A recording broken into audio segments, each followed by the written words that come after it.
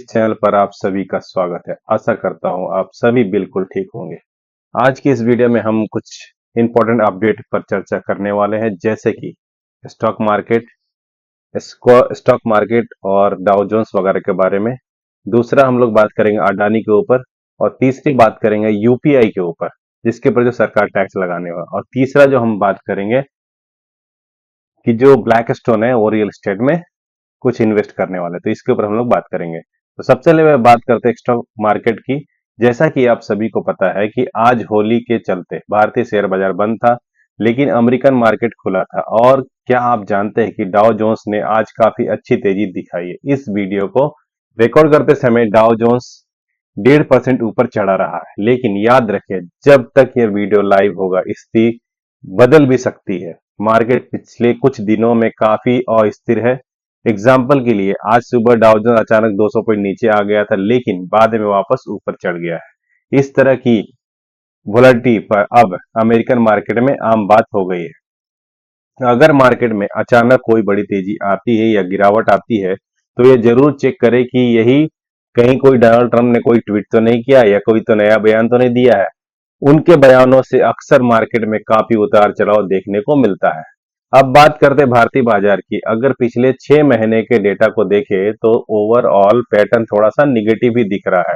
कुछ दिनों में ही तेजी देखने को मिली थी और वह वाइप आउट हो चुकी है। तो आइए देखते हैं कि आगे क्या हो सकता है।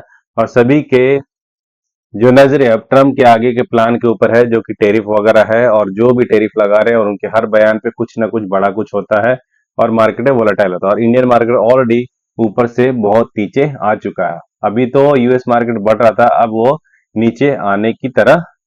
वह अभी कुछ ही दिनों में अब देखते रहे, कभी 200 पॉइंट 300 पॉइंट नीचे चलता है, कभी 300 पॉइंट ऊपर चला जाता है, 500 पॉइंट ऊपर चला जाता है। तो इसलिए कुछ ना कुछ वोलेटाइल हो रहा है और कुछ बड़ा कुछ होने वाला है, इसके कारण ये सब प्रॉब्लम आ रही है।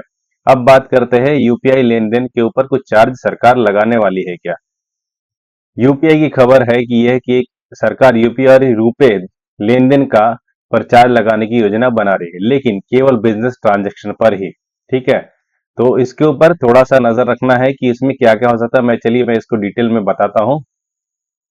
National payments corporation of India NCPI ने हाल ही में यूपीआई लेन देन संबंधित कुछ नया दिशा निर्देश जारी किया है, जो कि 1 अप्रैल 2025 से लागू हो गए। इन परिवर्तनों के बावजूद अधिकांश व्यक्तिगत उपयोगकर्ता के लिए यूपीआई लेनदेन पहले से की तरह ही मतलब फ्री रहेगा, लेकिन व्यक्तिगत यूपीआई लेनदेन का शुल्क जो है बैंक खातों के बीच सीधे यूपीआई ट्रांसफर, चाहे वह व्यक्ति से या व्यक्ति के पी टू पी हो सकता है या व्यापारी P2M हो सकता है, पर कोई अतिरिक्त शुल्क नहीं लगेगा। इसका मतलब है कि आप अपनी दैनिक जरूरतों के लिए यूपीआई का उपयोग बिना किसी अतिरिक्त लागत से कर सकते हैं। ये जो भी मैं न्यूज बता रहा हूं, ये नव भारत टाइम में न्यूज में छपा हुआ है। लेकिन कुछ विशेष लेन देन में उसमें शुल्क आपको कुछ चार्जेस देने पड़ेंगे। कुछ जैसे हो गया प्रीपेड वॉलेट से मर्चेंट लेन देन। यदि आप पेटीएम, फोन पे जैसे प्रीपेड वॉलेट का उपयोग करके व्यापार ही को 2000 से अधिक का भुगतान करते हैं, तो आपको 1.1% का इंटरचेंज शुल्क लागू हो सकता है। हालांकि यह शुल्क व्यापारी को देना होगा, ना कि ग्राहक को। ठीक है। दूसरा, क्रेडिट कार्ड बिल का भुगतान करेंगे तो कुछ प्लेटफॉर्म पर क्रेडिट कार्ड बिल का भुगतान करते समय 0.5% से लेकर 1% तक का शुल्क आपको लग सकता है। तीसरा, इंटरनेशनल यूपीआई लेन देन। विदेशों में किए गए यूपीआई लेन देन पर नए शुल्क लागू हो सकते हैं आपको। अब यूपीआई लेनदेन की सीमा में बदलाव कुछ कुछ है, वो भी आप जान लेते हैं। यूपीआई लाइट वॉलेट की सीमा कितना है, 9 अक्टूबर 2024 से यूपीआई लाइट वॉलेट की सीमा 2000 से बढ़ाकर 5000 कर दी गई है, जिससे छोटे मूल्य के डिजिटल लेनदेन को प्रोत्साहन मिल सकता है। अब यूपीआई 123 पे की लेनदेन सीमा फीचर फोन उपयोगकर्ता के लिए यूपीआई 123 पे की प्रति लेनदेन सीमा 5000 से बढ़ाकर 10,000 कर दी गई है। बैंकों और यूपीआई सेवा प्रदाताओं के लिए नए दिशा निर्देश इस प्रकार है। मासिक, जैसे मासिक रिपोर्टिंग हो गया, 1 अप्रैल 2025 से सभी बैंकों में एनपीसीआई को मासिक रिपोर्ट जमा करनी होती है, जिसमें कुल यूपीआई आईडी की संख्या, सक्रिय उपयोगकर्ता की संख्या और मोबाइल नंबरों के माध्यम से किए गए लेन देन शामिल होंगे। थर्ड पार्टी एप्स पर वॉल्यूम कैप।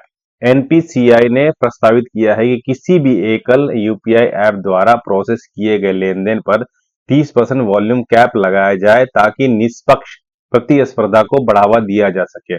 इस कैप को लागू करने की सीमा 31 दिसंबर 2024 से लेकर 2024 को दिया गया था। तो अब इससे मेन कंक्लूजन क्या निकलता है कि अधिकांश व्यक्तिगत उपयोगकर्ता के लिए यूपीआई लेनदेन में कोई अतिरिक्त शुल्क नहीं लगेगा। हालांकि कुछ विशेष लेनदेन जैसे प्रीपेड वॉलेट से बड़े मर्चेंट भुगतान या क्रेडिट कार्ड बिल भुगतान पर शुल्क लागू हो सकता है। यूपीआई की लेनदेन सीमा में कुछ बदलाव किए गए हैं जो उपयोगकर्ता के लिए लाभकारी होंगे। बैंकों और यूपीआई सेवा प्रदाताओं के लिए नए दिशा निर्देश लागू किए हैं जो यूपीआई इन्फो सिस्टम में निष्पक्षता और पारदर्शिता सुनिश्चित करेगा। अब अगला हम लोग बात कर लेंगे कि जो हमारा जो अडानी ग्रुप है, अडानी ग्रुप के ऊपर जो अभी चल रहा है कि वहां उनके ऊपर जो यूएस में केसेस वगैरह थे, जो केसेस के ऊपर उनका जांच चालू है और उनके ऊपर और स्टॉक के ऊपर क्या हो सकता है उसके बारे में हम लोग बात करेंगे। और अदानी ग्रुप में यहाँ पर आपको निवेश करना चाहिए या नहीं करना चाहिए उसके ऊपर भी हम लोग देखेंगे कि इसमें और आगे हम लोग क्या कर सकते हैं। लेकिन अभी जो भी उनका जो चल रहा है कि यूएस में ऑलरेडी उनके ऊपर केसेस लगे हुए हैं और अडानी ग्रुप को भी मतलब कानूनी चुनौतियों का सामना करना पड़ रहा है। यूनियन लॉ मिनिस्ट्री ने US security and exchange commission का समन गुजरात कोर्ट को भेज दिया है। ग्रुप पर गंभीर आरोप लगे हैं और अगर ये आरोप बने रहते हैं तो अंतर्राष्ट्रीय स्तर पर फंड जुटाना मुश्किल हो सकता है। यह एक गंभीर मुद्दा है क्योंकि अडानी ग्रुप पर काफी कर्ज है और फंड जुटाना उनके व्यवसाय के लिए महत्वपूर्ण है। तो ये आप समझ लीजिए कि अडानी ग्रुप के ऊपर ये सब चीजें अगर इश्यू है तो अडानी ग्रुप के ऊपर ये भी चार्ज लगा कि इन्होंने रिश्वत देने का भी मामला इनके ऊपर है। अगर समझिए कभी भी अडानी ग्रुप के ऊपर कोई आंच आती है तो उसके ऊपर कर्ज इतना ज्यादा है कि इंडियन करेंसी में और इंडियन गवर्नमेंट ने इंडियन बैंकों ने इतना सारा लोन दे रखा। अगर वहां डिफॉल्ट होता है तो बहुत सारे बैंक करप्ट हो सकते हैं और एनपीओ हो सकते हैं और लॉस में जा सकते हैं, जिसके कारण मार्केट बैंकिंग सेक्टर गिर सकता है और बैंक निफ्टी धराशायी हो सकता है। तो इसके ऊपर आपको नजर रखना कि अडानी ग्रुप के ऊपर।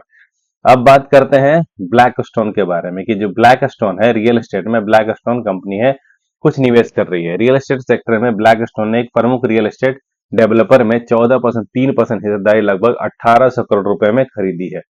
यह एक सकारात्मक संकेत है क्योंकि अच्छी कंपनियों में बड़े निवेश में बाजार में विश्वास बढ़ता है। तो ब्लैक स्टोन ने अगर किसी बड़ी कंपनी में अगर इन्वेस्ट करती है तो आप उसके ऊपर नजर रखिए।